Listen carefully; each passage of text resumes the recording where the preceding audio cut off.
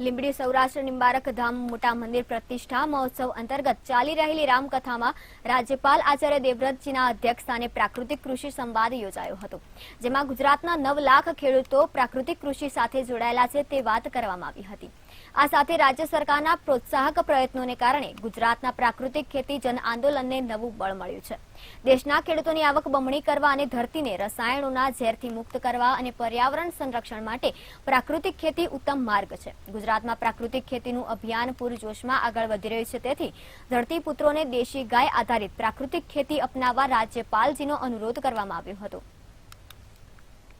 ગુજરાતના મહામહિમ રાજ્યપાલ શ્રી આચાર્ય દેવવ્રતજી પધાર્યા હતા અને એમને સમગ્ર ધાર્મિક અને જેટલા પણ શ્રોતાજનો હતા એમને અપીલ કરી હતી કે ભાઈ બધા જ લોકો પ્રાકૃતિક ખેતી ઉપર વળે। ગૌ આધારિત ખેતીનું એમને ખૂબ જ મહત્વ સમજાવ્યું હતું અને ભારતની અંદર અત્યારે જોવા જઈએ તો ખરેખર પ્રાકૃતિક અને ગૌ આધારિત ખેતીનું ખૂબ જ મહત્વ છે, એના ઘણા બધા સારા ફાયદાઓ પણ છે।